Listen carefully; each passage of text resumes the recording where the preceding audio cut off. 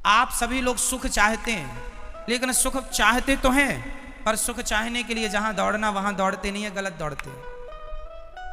हमारे शरीर में दो चीजें हैं, एक शरीर है, एक आत्मा। थोड़ा सा 5 मिनट का समय लेके मैं ये प्रश्न आपको उठाऊं और बहुत अच्छी बात आज आपको बता दूं, आपके बहुत सारे डाउट्स क्लियर भी हो जाएंगे। सुनो, हमारे शरीर और आत्मा अलग है, ये तो हम पहले भी आपको 1000 बार बता चुके हैं। आगे सुनो इससे। क्या हम आंखों से देख सकते, आंखों से सुन सकते हैं? नहीं। क्या कानों से देख सकते हैं? नहीं। क्या हम नाक से खा सकते हैं? समझो, ईश्वर ने सब चीजें अलग अलग बनाई हैं। देखने के लिए आंखें हैं, सुनने के लिए कान। आंखों से सुन नहीं सकते, कानों से देख नहीं सकते, अलग है ना। उसी प्रकार शरीर का सुख है संसार। शरीर का सुख क्या है? संसार क्या है? शरीर का सुख। गाड़ी, बंगला, पत्नी, पुत्र, परिवार, ये कहां का सुख है? शरीर का। अब रही आत्मा की बात, तो आत्मा का सुख किससे है? समझो, सिद्धांत को समझो, साइंस को समझो। चलो मैं साइंस से जोड़ता हूं इस सब्जेक्ट को।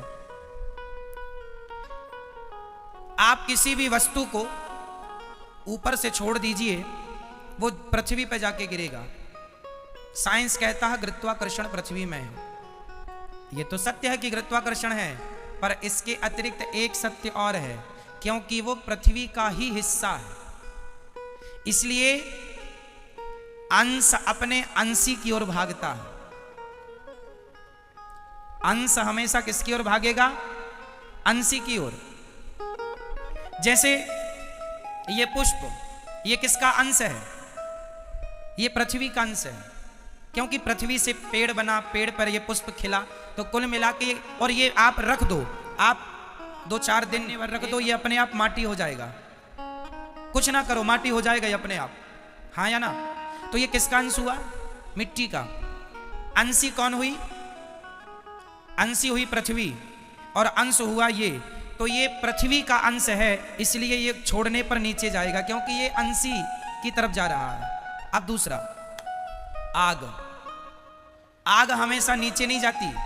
आग की ज्वाला, आग की लौ, आग की ज्योति ऊपर जाती है। क्यों? क्योंकि वो सूरज का अंश है, क्योंकि सूरज में आग है। तो हर अंश अपने अंशी की तरफ भागता है। हर अंश कहां भागता है? अपने अंशी की तरफ। आग किसका अंश है? सूर्य का। तो सूर्य की तरफ भागती है ना आग की ज्वाला, हमेशा ऊपर।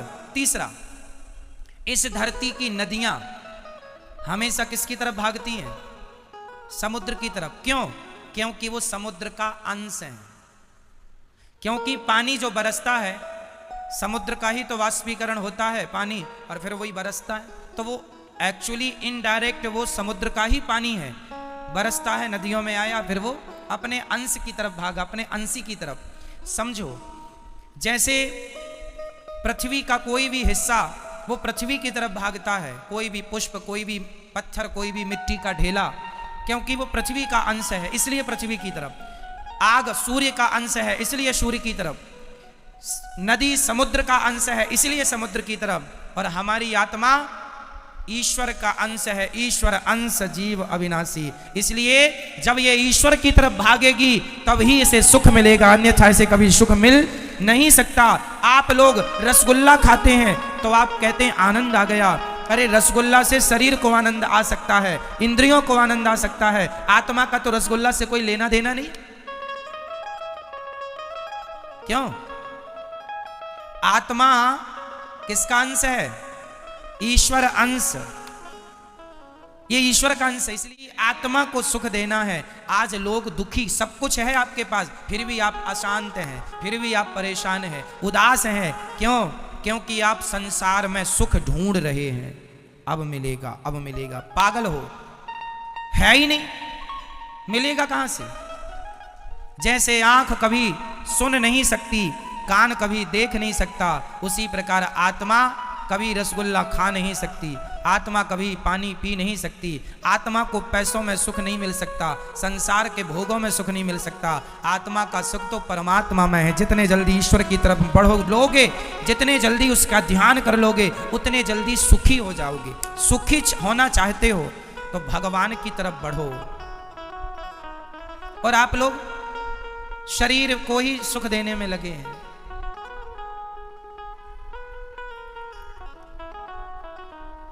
शरीर, इसलिए शरीर जो है ये संसार की तरफ ले जाता है आपको। क्यों ले जाता है? क्योंकि शरीर संसार से बना है।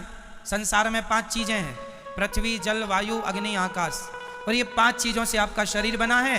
तो आपका शरीर आपको संसार की तरफ ले जाता है, क्योंकि संसार से बना है। आपको आंख अच्छा अच्छा दिखाना चाहती है, इसको आप देख रहे हैं, आपको सुख मिल रहा है, पर यह सुख क्षणिक है। यह सुख क्या है? क्षणिक है, जरा सी देर का।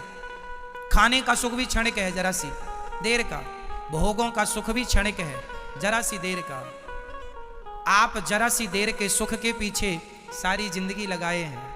सारी जिंदगी आपको लगता है अरे वो करोड़पति बन गया, मैं भी बन जाऊंगा, मुझे भी सुख मिलेगा। सब करोड़पति बन रहे हैं। पूछ लो करोड़पतियों से वो कितने सुखी हैं। सुख संसार में नहीं मेरी मां। शरीर का संबंध संसार से है, आत्मा का संबंध परमात्मा से है। और मैं शरीर नहीं, मैं आत्मा हूं। यदि यथार्थ सुख चाहते हो तो भगवान के बन जाओ। नाथ मैं आपको कभी भूलू नहीं, हे श्रीमन नारायण मैं आपको कभी, मैं उनका अंश हूं। पर विडंबना तो देखो, एक शेर का बच्चा गीदड़ों के झुंड में मिल गया, और गीदड़ों के झुंड में मिलकर वो भी गीदड़ों के संग रहने लगा, गीदड़ों की तरह व्यवहार करने लगा, खाने लगा, उन्हीं के संग सोए, उन्हीं के संग जागे, उन्हीं के संग रहे, उन्हीं को अपना बाप समझे, उन्हीं को माता। एक दिन शेर आया और शेर ने देखा कि मेरा कोई अपना आदमी गीदड़ों की झुंड में दहाड़ लगाई, तो उसके अंदर से भी वो शेर तो था ही, उसने भी दहाड़ा। शेर ने बुलाया, यहां तू शेर का बच्चा है, गीदड़ों के झुंड में क्या कर रहा है? बोले नहीं नहीं, हम तो गीदड़ ही है, ये सब हमारे रिश्तेदार हैं। शेर ने कहा पागल, तू शेर का बच्चा है, कब से गीदड़ों के? बोले बचपन से। एक्चुअली हुआ क्या था, ये अपनी माँ से बिछड़ गया और गीदड़ों के झुंड में मिल गया, वहीं पला बढ़ा तो अपने आप को वो गीदड़ मान लिया। उसी प्रकार तुम सब शेर के बच्चे हो, परमात्मा रूपी शेर के, लेकिन गीदड़ों के झुंड में मिलने से आप अपने आप को गीदड़ समझ रहे हैं। मैं गीदड़ हूं, मैं रामबाई हूं। ये अपने आप को रामबाई समझे बैठी है। मैं गीताबाई हूं, मैं सीता हूं, मैं अनुराग हूं, मैं अभिनव हूं, मैं नारायण हूं। आपने अपने आप को कुछ भी समझ लिया। ना तो आप सीताबाई हो, ना गीता हो, ना अंजलि हो, ना राम हो, ना रघुनाथ हो, ना तो घनश्याम हो। तुम शुद्ध आत्मा हो जो ईश्वर का अंश है, बस ये तुम्हारा परिचय है। पर संसार में आए हो गीदड़ों के झुंड में होने से, हुआ, एक गीदड़ ने कहा हुआ, दूध हुआ हुआ। आज तक किसी ने नहीं पूछा क्या हुआ, क्या हुआ, नहीं बस हुआ हुआ हुआ हुआ। बाप दादे कह रहे थे हुआ, तो ये भी चिल्लाई पड़ा है हुआ हुआ हुआ। क्या हुआ कोई नहीं पूछ रहा है, सब हुआ हुआ हुआ। ये बड़ी विडंबना। इसलिए मेरी मां, ना तुम किसी की मां हो, ना तुम किसी के बाप हो, ना तुम किसी की चाची हो, ना चाचा हो, ना नाना हो, ना नानी हो। तुम सिर्फ आत्मा हो जो परमात्मा से मिलने के लिए व्याकुल हो। वो तड़प जाग जाए तो मिलना भी होए, पर विडंबना तो ये है तड़पता ही नहीं आदमी। पत्नी के लिए रो रहा है, परिवार के लिए रो रहा है, भगवान के लिए नहीं रोता। जाना सबको वही है मेरी माँ, अपना लोक परलोक ना बिगाड़ो। बस इतना ही कहेंगे हम आपसे।